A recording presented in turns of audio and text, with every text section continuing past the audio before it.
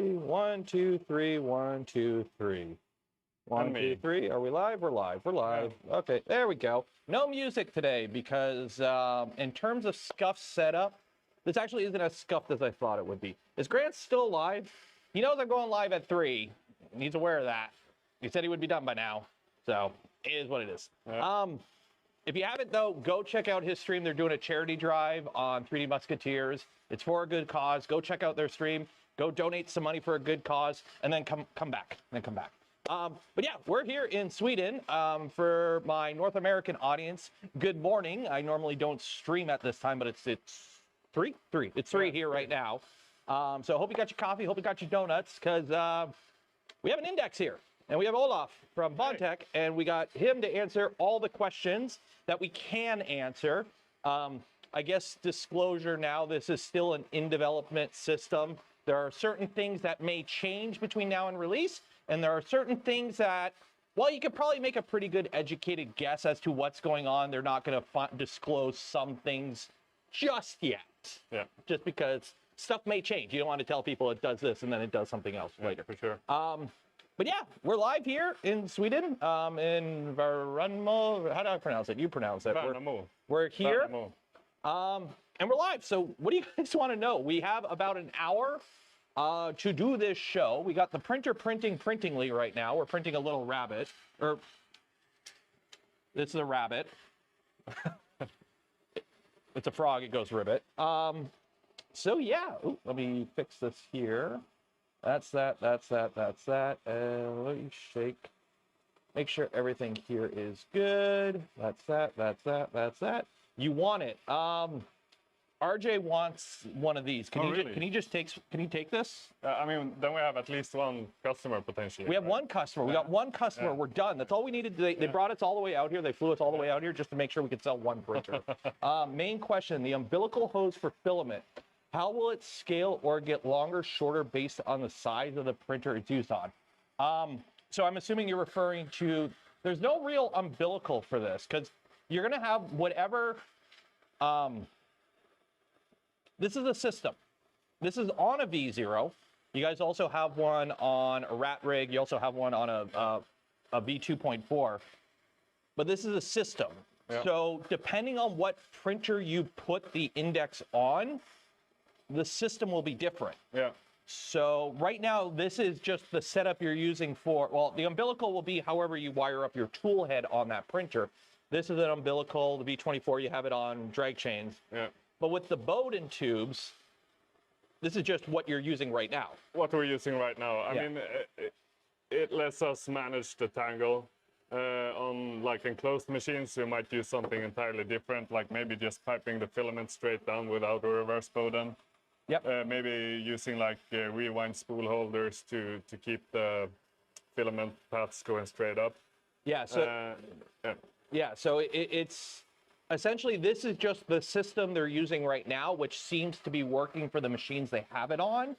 But as you were saying, like on a V24 where you have X, Y, and Z movement, you might just want to forego this whole thing and just run like the filament just straight open air down into each.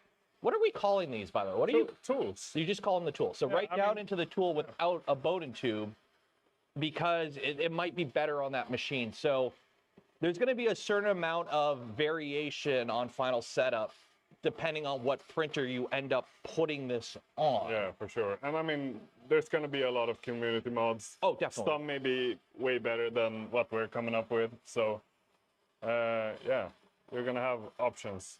A couple big dropouts. I'm not dropping anything on my end here, so if you're having some lag, it might be on your end.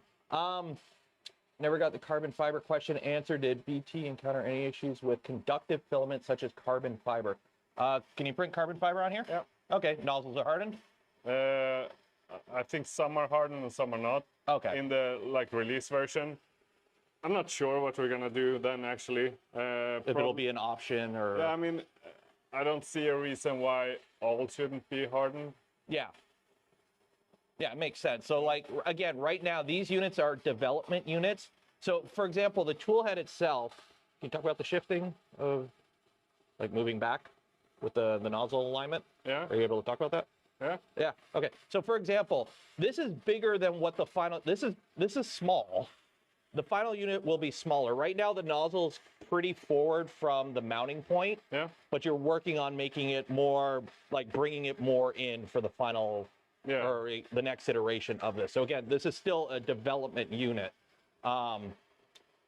So right now, for those wondering, flexibles work. Abrasive filaments work. Yeah, there's flexibles for you right there. What will the nozzles cost? It was what, 35 US or 35 euro? We're aiming for 35 US. 35 US for the nozzle, and what for the tool head itself? About 250. Okay. I mean, that might change depending on like feature creep, right? Yeah, it might feature creep, and of course there's, you know, the wonderful issue with tariffs potentially, but and for those wondering, everything that you see here is literally made like down there. Like there's a video I'll be putting out. It's all made in this one building. Yeah. So there's that. Any possibility of groundbreaking tech in 3D and FEM in a long time? Yeah, I mean, people have been hyping this up. I think you guys, I don't know if you've underestimated the hype around this. I think so, you kind of have. Can you change the nozzle only, or is it a whole unit? I mean, do we have one just standalone, or do I got to? I mean, I could just. No, that machine's printing. Well, but basically, we have press fit the heat break into the nozzle and the heat sink onto the heat break. So what you're going to be able to change is basically that assembly. You can remove that with one screw from everything else. Yeah, there you have it. This is the unit.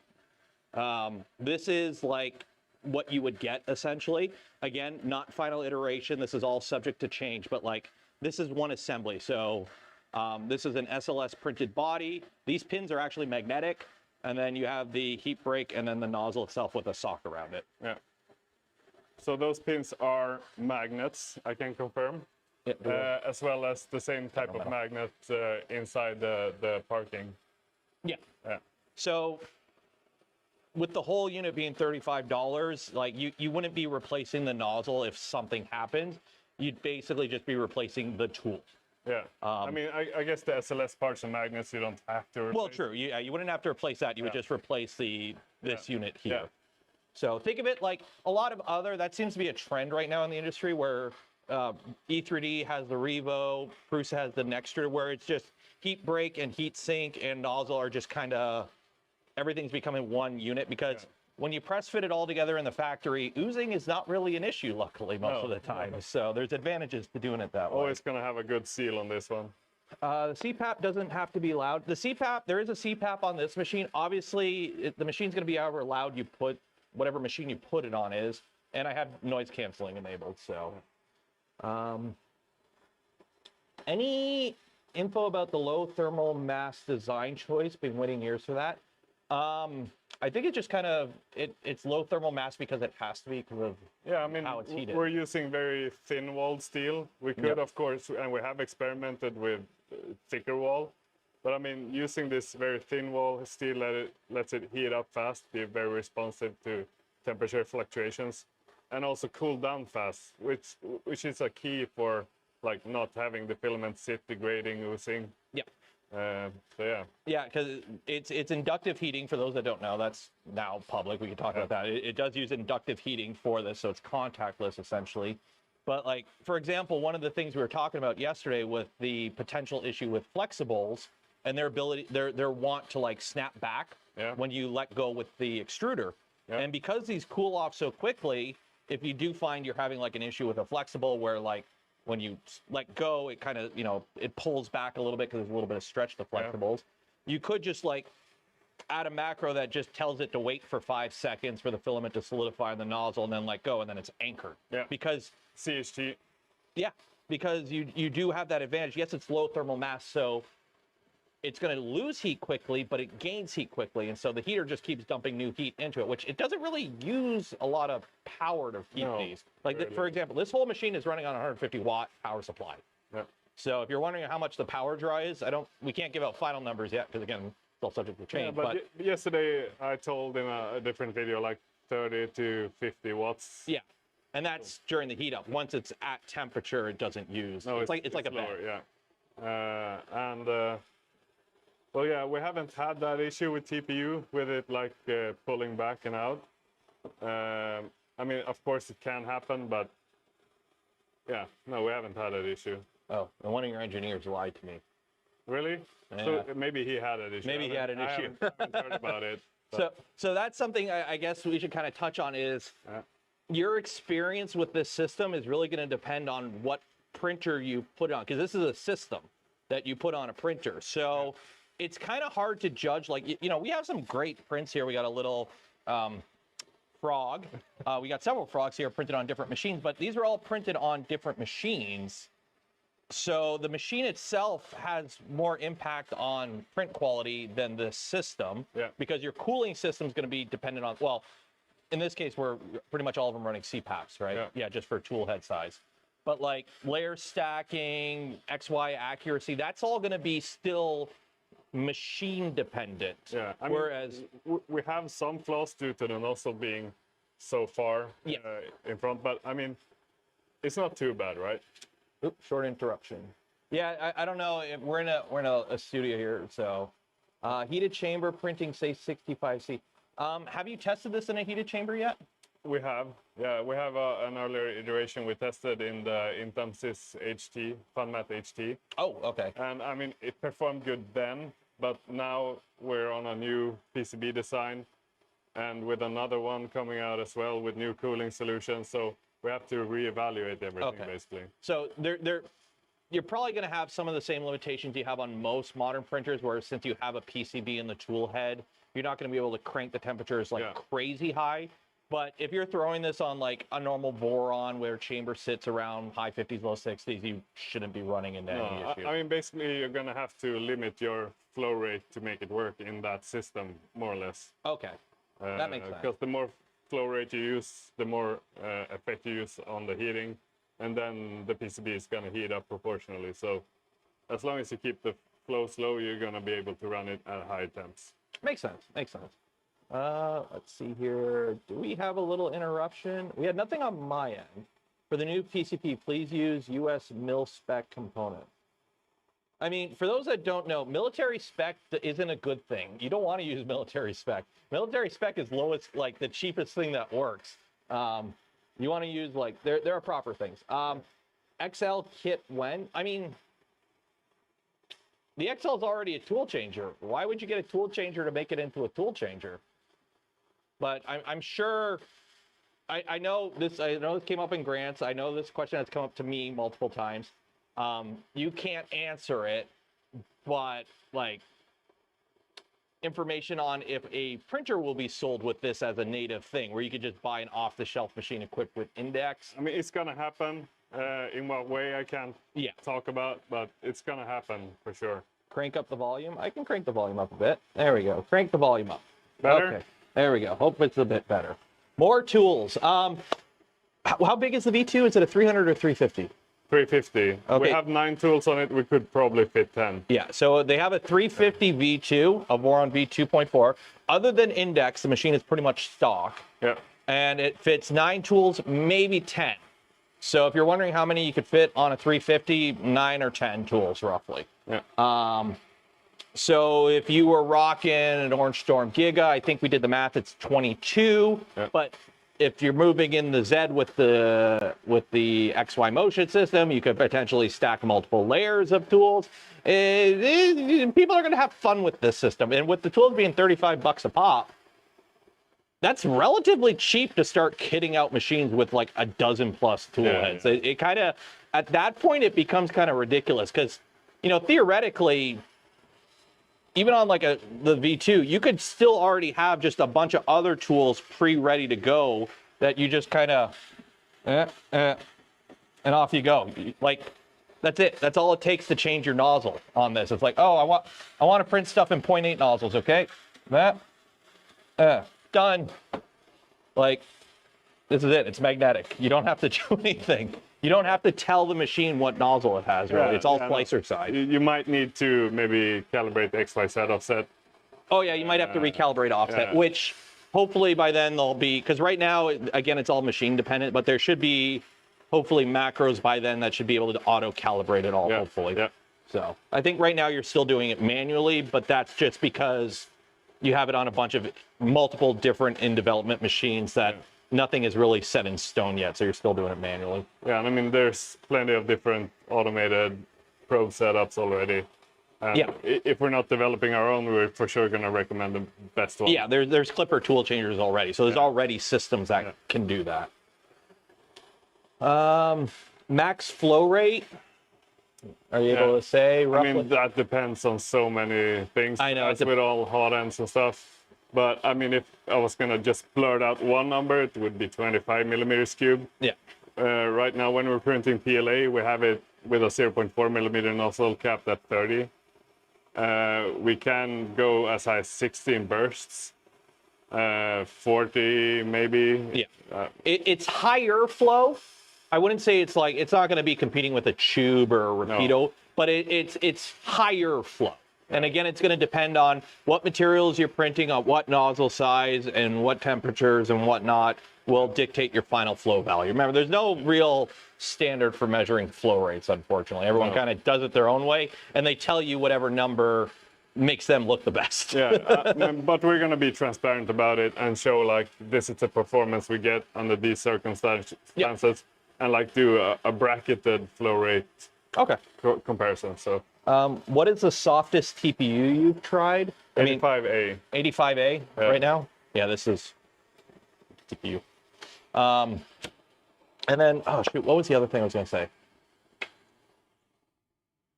Don't you hate it when you think of what you're going to say and then you go for a little tangent and then you forget? Vacuum in your brain, right? Shoot. Okay, we'll just keep answering. What space does umbilical cord take in Z-axis? Again, for the umbilical, like this is going to depend on whatever machine you put it on. This is just the system they're using right now that they think works the best. But I mean, the sizing of these are dependent on XY motion length. So these are smaller than on the 2.4. Yep. So it's going to be machine dependent, and depending on your setup, you might not even need this. You might just run the filament right into it from like a box above the printer. It really depends on what your setup is, and what your requirements are will dictate kind of how you're feeding it. Yeah. So, outside of the tool head and tools, what else would you need for a conversion to this? Software? Yeah, software. You're gonna need to be able to modify the firmware, at least for macros. Yeah. So Clipper should be fine. Well, Clipper's fine. Duet should be fine. RepRap firmware should be fine. I mean, maybe you could do it with tool change G code in the slicer. Yeah, you might be, because it's just X motion and extruder motion and like Y motion for. Yeah, there's no extra mechanicals that you really need for this, because for those that don't know how it grabs the filament and everything, there's a little button on the side here that when it gets pushed in, it's just a physical action. So you just tell it to move to Y max essentially, and when it pushes, it opens the gears. Yeah, when we retract at the same time as it pushes in. So it retracts and it opens the gears, and then it's just held in there by a magnet, or just. No, we're holding the nozzle with a clamping plate. Oh, there is a clamping. Oh, but that opens up. Yeah.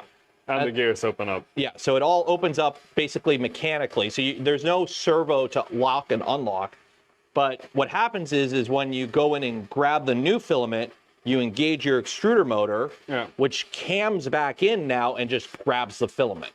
So essentially, it's just XY motion is all the printer is doing, and everything else is systems built in the machine. So it's not like you need to plug in a servo or plug in an extra end stop or anything to add to the system. You just need to be able to change a macro or G code injection to make it do it. And then obviously you're going to have to do some mechanical modification to your machine to mount everything. Yeah, and set the tool offset. And then tool offsetting, which if you have a Z camera, it should be, or Z nozzle, it should be able to work. Yeah. And right now you're using a nozzle camera for XY calibration. Yeah. And you should be able to just use a Z switch like on a Voron for the Z offset. For sure, yeah. Because right now, this machine doesn't have any sort of probing in it. It's a V0. If you can't level 120 millimeter bed, you need to rethink how you do 3D printing. But on the larger machines, you have inductive probes or beacons, or you can use whatever you want, essentially. You just mount whatever probe you want on whatever printed adapter you want. Yeah, and on that note, I mean,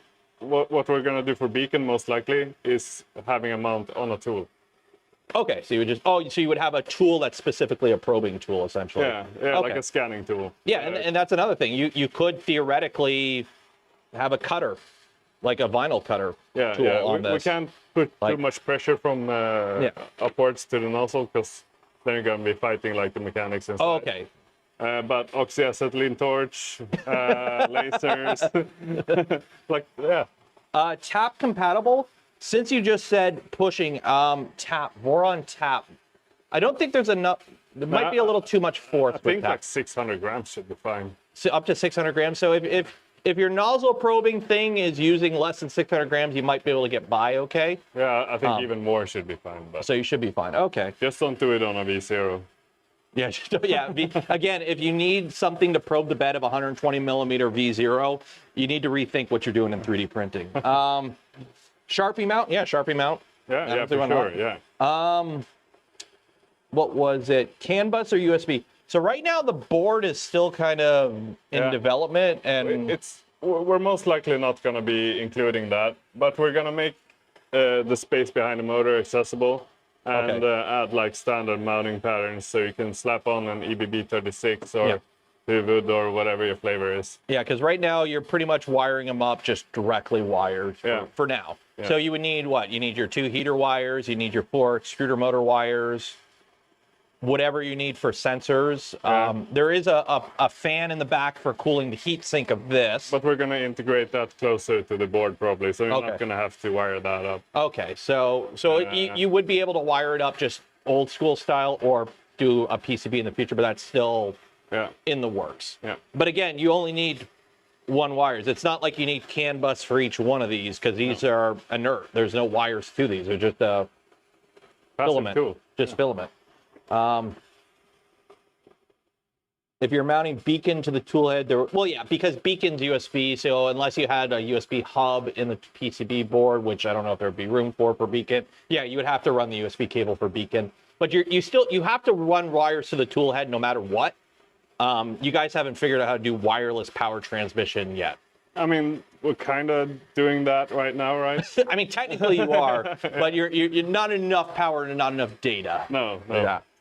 So, can you use normal V6 nozzles? No.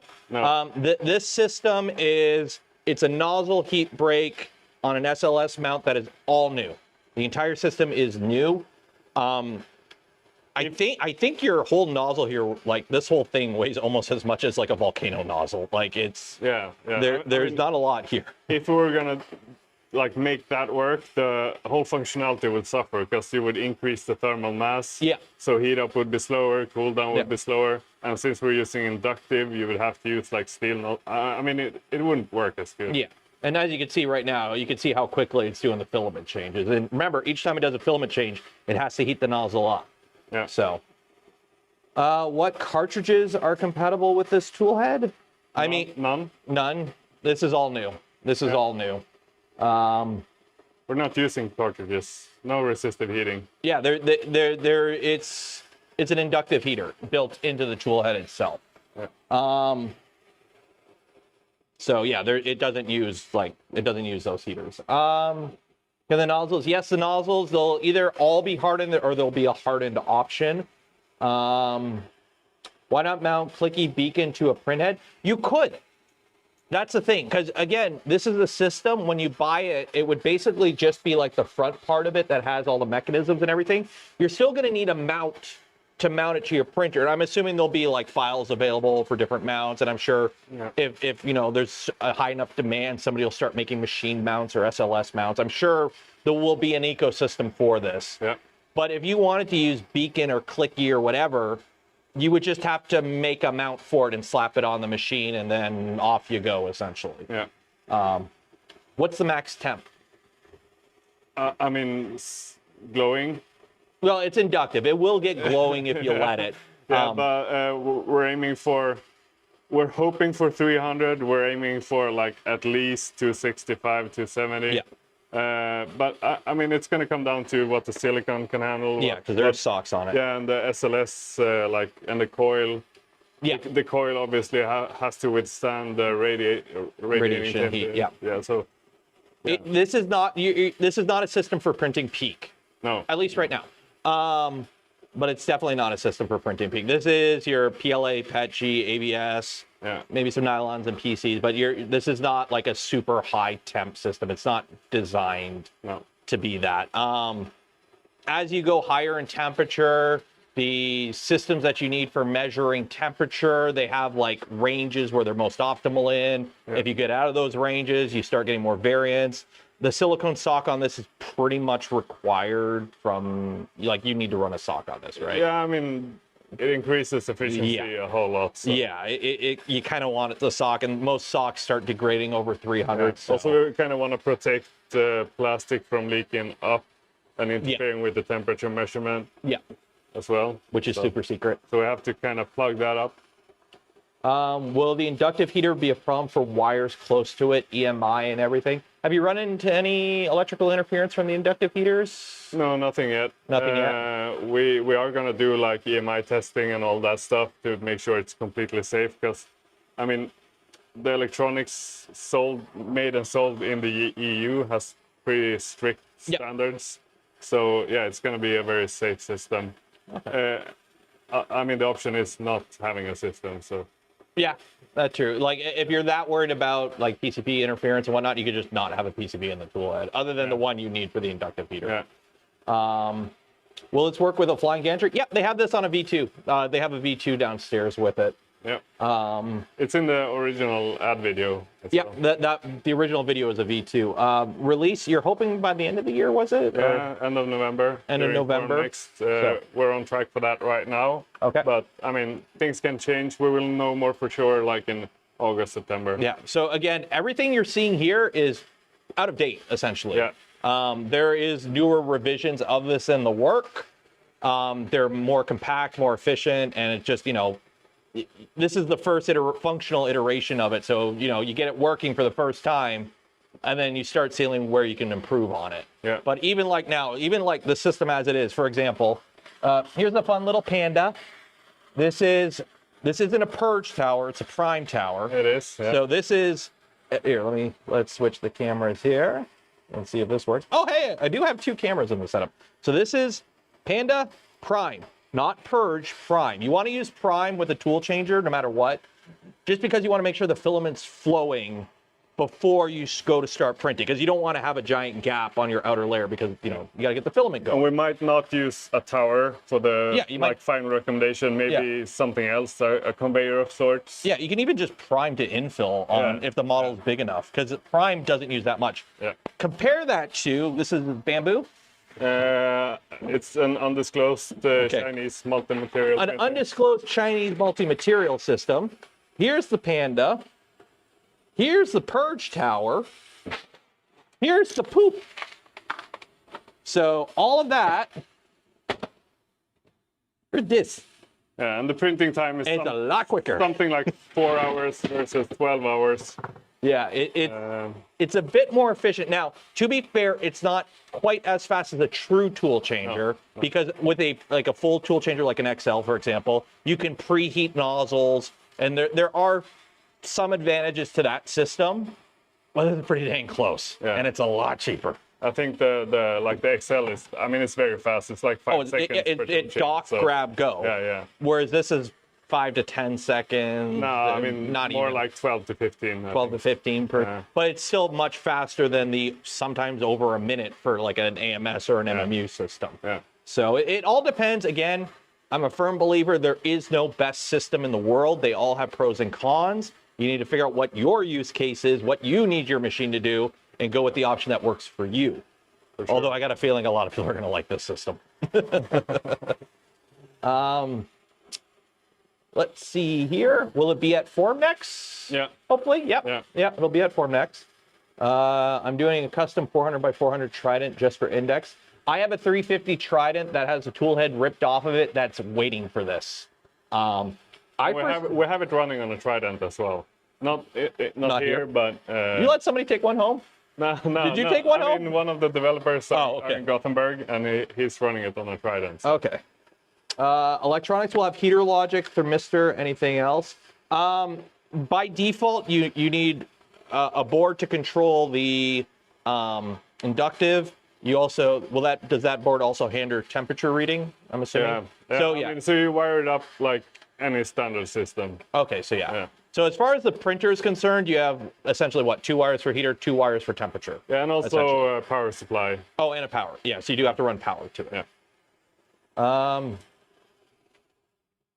BONDTECH invite Canuck to Fornex. He's not the boss, so unfortunately he can't agree to that, but I'm sure he'll pass the word on. Yeah, we'll do something. We'll figure it out. Yeah. Excited, I'm going to be a 4-tool colors plus support. I mean, like, that's the thing. Like, I foresee, like, if somebody's, like, really into hue forges, you could easily kit out a machine with a lot of tool heads for hue forges. Yeah, I mean, we could maybe do a tool with a filament cutter. That way you could like add in like box turtle into one of them, or 4 of them, or 10 of them. Yeah, it'd be insane. Like this opens up a lot. And while certain aspects of this system are patented and you will be keeping them internal, it's very easy to add stuff above and below and beside and that integrate with the system itself. It's not like we're gonna do our best to help with that. Oh yeah, aid with like development of integrations on systems that we might not be supporting. We're still going to be supporting you when you want to do something with your printer. So yeah, this won't be like a completely like this is how you use our system. It's like, oh, here's our system, have fun with it. Yeah, for sure. And like here's how to have fun with it. How much extra Y travel is needed for the dock and changing tools? I don't think we can really say right now because this is changing. Yeah, it's changing. On this printer, I think it's like 28 millimeters. Yeah, so right now this system has one of the downsides with this current setup is the nozzle is much more forward than it would be on like a traditional V0 mount or most other tool heads. But you're working on bringing it back, and the next revision has it brought back a bit. I mean, I guess you could move the bed as well to compensate on this exact printer. You have the cantilever force. Yeah, but you need to clear the tools, and the Y travel necessary for that is 28 millimeters. And on a V0, I mean, the Y travel is equal to the build volume. So yeah. So like on this machine, if it's, I don't know if you can really see. Yeah, there's belts on the side. There's like a little extension in the front here to mount the tools to. So the tools are hanging out on front. On the V2, for example, it's sticking out quite a bit because you also have this. But for, say, enclosing, you know how on like machines with tool changers, you have a top hat? Essentially, for some machines, you might just need like a front hat, essentially, where you have like a bumped out door. Yeah. Or pipe the filament straight down. Or pipe the filament straight down. Like, that's what I mean. Like, this current system for feeding filament to it is just what works the best right now. I mean, it's what we came up with the week before going to Detroit. So, so again, they might have a better default system available, or there might just be, hey, if you're doing a flying gantry Core XY, this kind of way does it the best. If you're doing an enclosed Core XY, this kind of way does it the best. Yeah. Theoretically, you can put these on other systems like a bed slinger. It's just you kind of have to do a bit more something mechanical. Yeah, you're going to need actuating and whatnot. XY has the advantage where you can just kind of move up and grab stuff, whereas if you're just doing like on a bed flinger, the tool head just moves in the Y and the Z. So how do you go forward to grab stuff? You need to add a servo. You're going to have to do a little bit more work there. So this seems to be like a system that's best put on a machine that can move XY motion. Not necessarily Core XY only, but you need XY motion. Are you planning collaborations with kit manufacturers? Can't say anything at this time, essentially. But maybe. There is interest. People are interested. V2 has Z travel up in the back with printing height of every tool chain. No, the V2, they just mounted the tools. They just have a crossbar in the front with all the tools mounted to it. Yeah, to the idlers. Yeah, they just added a crossbar in the front and all the tools mount to it, so it moves up with it. But theoretically, you could have a bar at the top with all the tools and just kind of come up and grab it. But that's a lot of extra movement. Yeah. But you could have multiple bars at the top if you're okay sacrificing Z and have just rows and rows and rows of tools if you really want to. You kind of don't have to sacrifice Z. A little bit on the Y. A little. Well, yeah, you would just sacrifice Y. Yeah. Until you have to get the print out. And getting the print out might be a little problem if you got a whole rack of maybe tools. like zero through the from side. The side. Just get out from the side. You could do that, just get an orange storm and just like have this much Z and have like this many racks of tools and just the perfect Q-Forge machine with 32-bit color.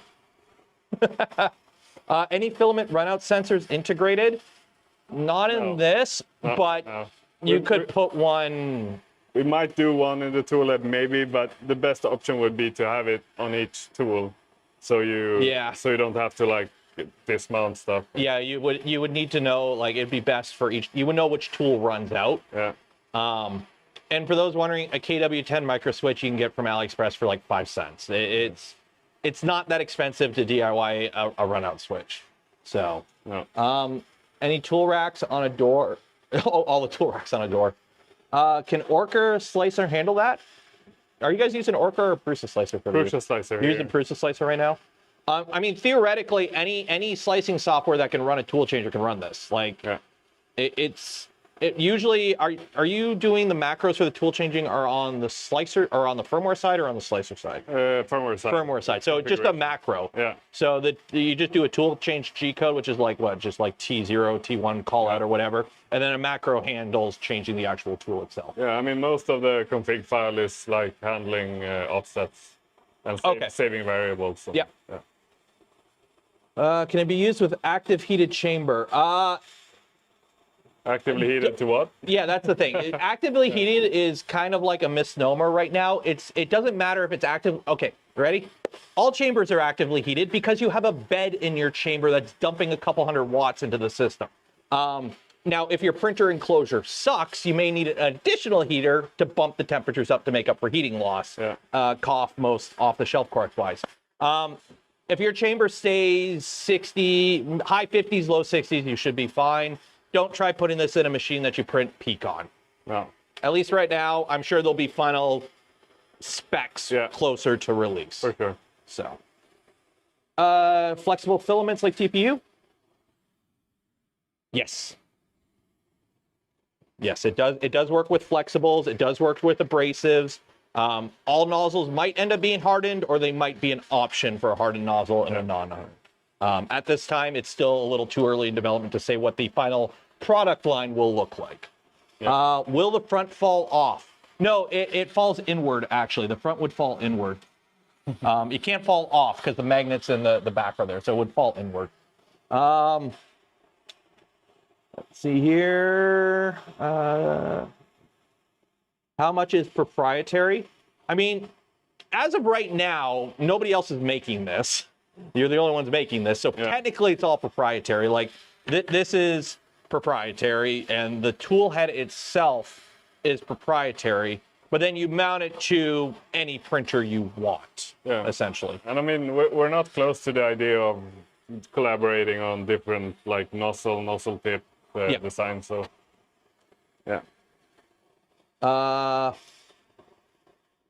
let's see here. What was that? It's kind of disappointing. I mean, it is what it is. It is a new technology. This company has spent money developing it. They have patented some aspects of it, but it is a novel new tech. And while this kind of system has been attempted multiple times in the past, I personally have seen like 3 or 4 attempts at a tool changer that does this kind of thing with like a single extruder tool changer setup. This is the first time I'm seeing it done where the tools are completely inert. They're passive, inert. There's no electronics in this at all. It's all in the tool head, which makes it multifold cheaper than like every tool head needing its own heater and thermistor and all that stuff. And a lot less complicated. A lot less complicated, because now you don't need a control board that can handle 10 thermistors and 10 heaters and all that stuff. Can Beacon be used? Beacon, any nozzle, any bed probing system that you can mount to this will work. This mounts depending on however printer you mount it to. So either on like the tool head itself, or you can mount it to a tool and do like your probing or bed scanning or whatever. So you don't have to keep it on the tool head at all times. Spare parts be available? Yeah, there'll be spare parts available. It's like any other, think of it like any other BONDTECH product. You can get spare parts. Any options for non-CPAP? Potentially. Right now, CPAP seems the best way because of just size requirements. Yeah, I mean, in this build, the inlet for the CPAP and like host connection shit, it's modular. So you could swap it out with a 50-15 mount. Yeah, you could put, blowers on top blowing through it or whatever. It's just the current form factor of the current iteration of this system. CPAP just seems to be working the best. Yeah. But, And I mean, it might be a good idea to run CPAP, but maybe not the WS7040. It's kind of expensive, kind of noisy. Maybe just like a bigger, like 70mm blower could be enough. To push air through the hose. A remote cooling setup seems to be the most optimal, because you do have a fan on the back of this, but it's just a little blower fan, and it's just for cooling the heat sink. Yeah. Will you sell docks without the nozzle for things like? I'm sure you'd be able to buy just the SLS printed portion of this. Yeah, and like for like integrating your beacon and whatnot on the tool itself, we might sell like a dummy, even like a heat sink without the heat break and also and like interface geometry, so you can mount stuff like that to it. Because you still need like the Maxwell kinematic coupling. Yeah, you still need something to make to dock it with high repeatability. So. Yeah. Let's see here. My half-built stealth changer is getting shelved. Happy to hear it. I mean, you still have time to finish it and then convert it to one of these. Let's see. How wide is the main print head? Roughly as big as a V0? Did you lose any X on this? No. Okay. I think it's like 45mm. 45. Again, though, this is an older revision and might change, maybe. Yeah. As for mounts, you would still need to figure out how to mount it to your printer. Now, obviously, this is a V0, so there's a mount for a V0. There's a V-core out there. There's a Voron V2. So you're still going to need some sort of either printed, or maybe if there's enough demand, they'll sell mounting kits for certain specific printers. Yeah, for like the open source printers, we're of course going to open source the mounting part of it.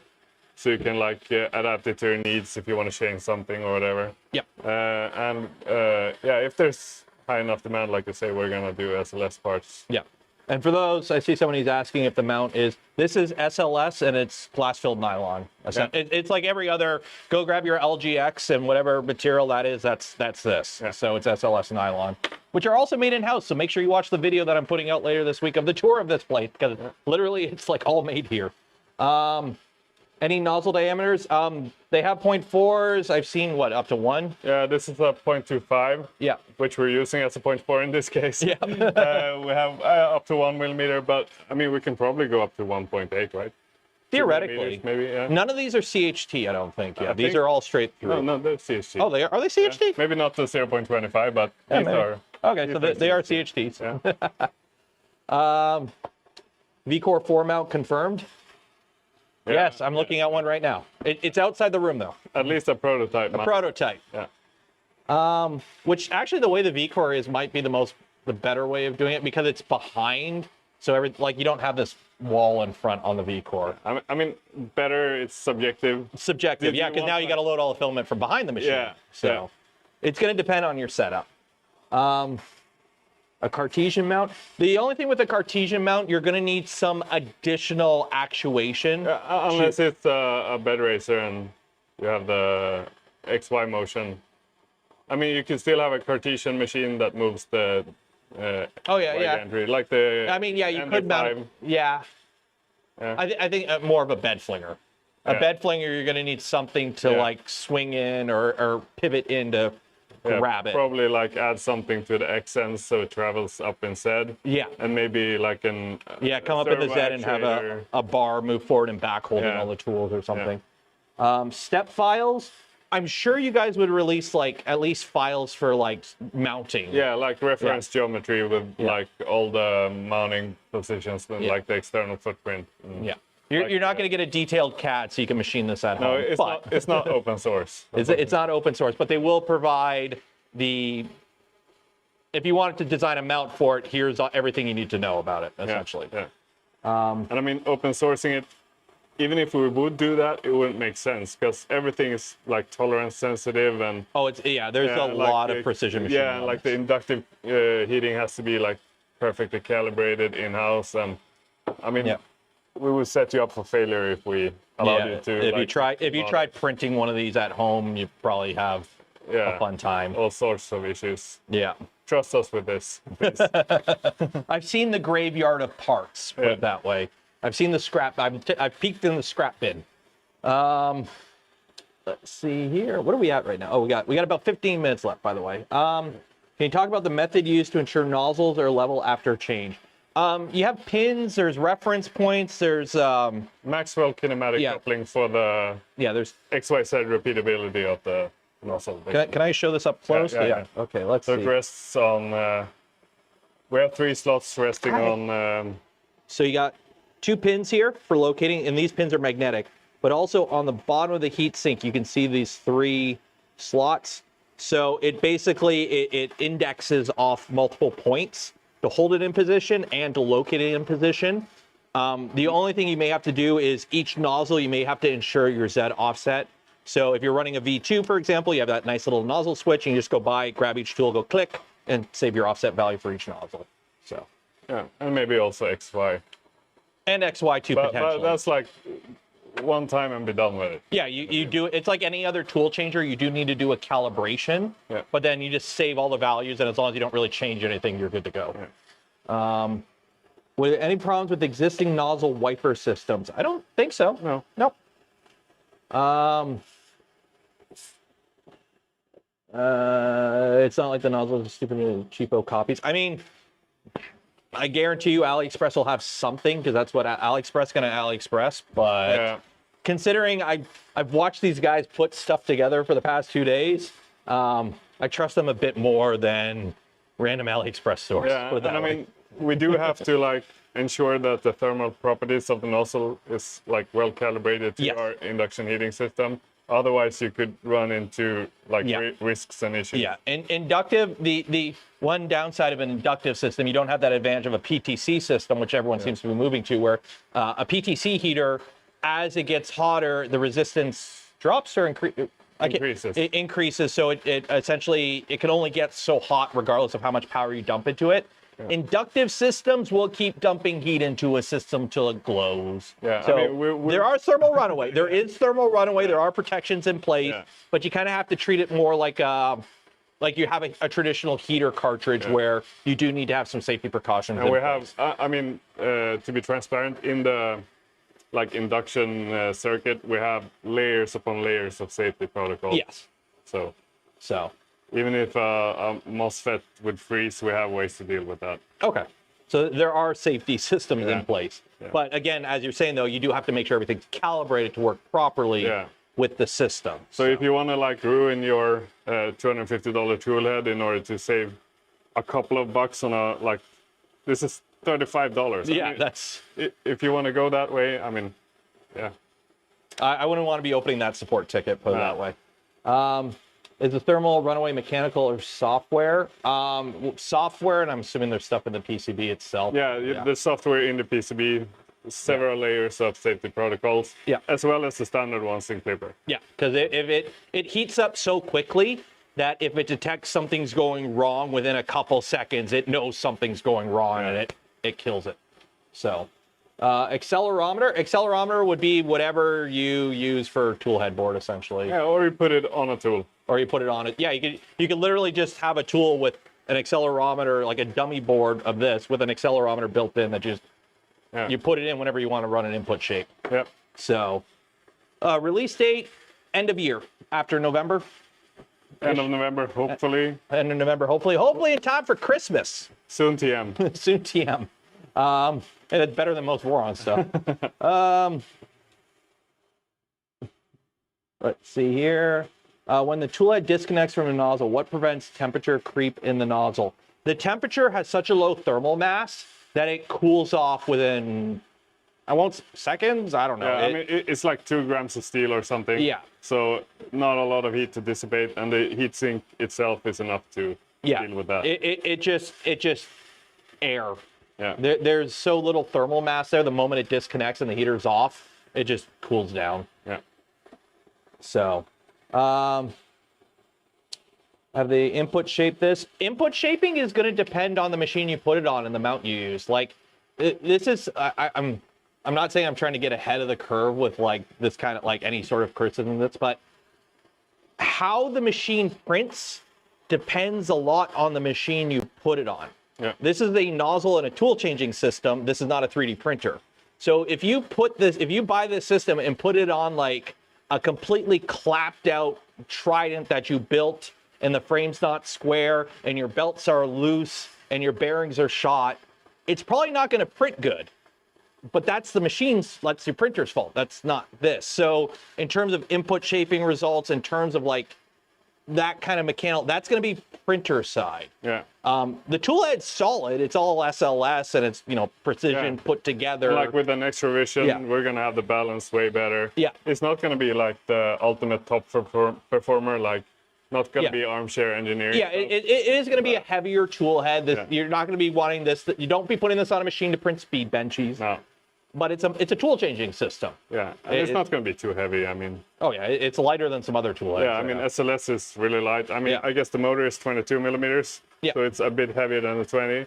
But then on the other hand, the filament melting system is super. You have light, a lot less. You have a lot less metal here, and you're not slinging around like a tube or a Rapido or any other super heavy hot end. So. Will it require any assembly? Yes, you're gonna have to mount it to whatever printer you want to put it on. Yeah. So if you have like a Voron, for example, you're gonna have to disassemble your tool head. You may have to print a new mount, or they might have to buy a mount. It depends. You're gonna have to put that on. You're gonna have to make a mounting. You're gonna have to figure out the mounting system for your tools. It is more DIY than off the shelf. Yeah, but I mean, we're gonna do both like assembly videos, how to install it, as well as like PDF guides. Step by step. I mean, accounting for every single screw. So for the systems that we support, and like for the systems that we don't support, we're gonna offer some type of like developer handbook. Okay. Like integration developer handbook. PID tune is done the standard way. Yeah. You just run a PID tune. Yeah. I mean, we have a local PID tune, and then you're gonna have to most likely just gonna use values recommended by us. Yeah. Because it's a pretty like closed system. Everything is kind of already known. Yeah, I mean, it's going to be stable if you're using the recommended values. Because, I mean, there's not a lot of variation in the system since it's a finished tool head. So. People are asking, if you want one, they are doing beta testing. If you don't want to wait to buy and you're okay being a guinea pig. Yeah. Any update on when beta testing will begin? We should have, I mean, we aim to send out a form the day before yesterday. We didn't do that. So we've been partying a little too hard here. Yeah. So we're probably going to end up closing the application on like Monday and sending out the questionnaire form by then to the applicants. Where could people sign up for that on the website? It's bondtech.se/index-by-bondtech. Okay. So the index landing page. Yeah, so go on the website, go to the index landing page. There should be a link somewhere. What is the distro plan looking like? Will we be able to local it? I'm assuming it'd be like any other BONDTECH product, or you could order it directly or maybe through a couple of resellers down the line as... Yeah, nothing is finalized around that. Yeah. We might work with resellers, we might not. We're not sure yet. Yeah. But you're definitely going to be able to order it from us. Okay. Yeah, you can always just go to bondtech.se. And we have like 2 or 3 day shipping to the US. Yeah, you guys ship really quick, so. Will the default come with 5 tools? I don't know if you plan on selling it as a kit with like X tool head and X amount of motors, or if it'll just be like, buy what you need. If we see that like 5 tools is like a significant norm, then we might do like a 5 nozzle bundle. But I mean, there's going to be so much variability. Someone might want like different size of nozzles. Maybe we'll have like small melt zone nozzles for like temperature painting, like velocity painting. Yeah. I don't know.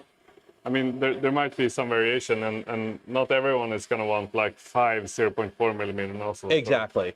So yeah, probably we'll do like maybe a discount level if you buy Fireball more. Okay. It's still in development, so marketing hasn't gotten their hands on everything yet. So you'll know closer to release. Yeah. But yeah, again, it's like it's 35 a nozzle, and well, at least aiming right now to be 35 a nozzle and 250-ish for the tool head. Yeah. So you would just, you know, add to cart, add to cart, add to cart, check out, and whatever you order is what you order. Love this time, I missed this, but what is the current recommended printer to print it on? Really, the only current like recommendation I can even think of is a machine that has an XY motion system.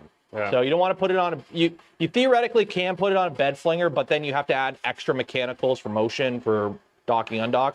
Whereas if you put it on a Core XY or any other machine where the tool head moves in the XY and either moves up and down or the bed moves up and down, that's going to be the best kind of motion system for it.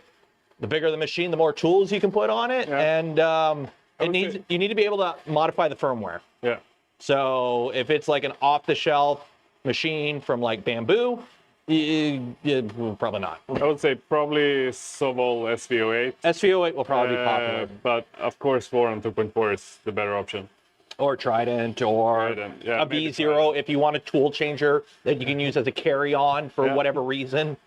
Yeah. And for those wondering, again, this is pretty much a stock V0 other than the index system. So it's running off a 150-watt power supply. Like, that's it. So, how many tools fit on an Orange-Storm Giga? According to the math, 22 across the front. Yeah. 22 or 23. It depends. It depends. There might be a little bit of wiggle room. Yeah. Let's see. What is the space you need? 35 millimeters, is it? Yeah, I mean, currently. Depends on the final tool head shape, but right now it's 33 to 36, something like that. How is the Systramen? Terrible. You tasted Does it smell that bad? Yeah.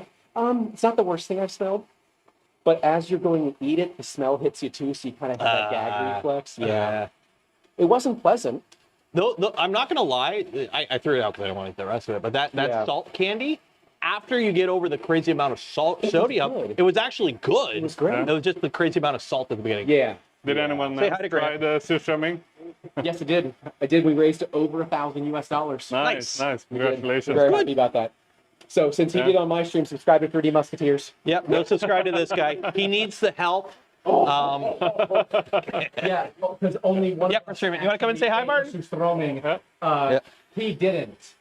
Because I was streaming. I'm working. Yeah, So we got Martin here. I was working too. This is Mr. BONDTECH.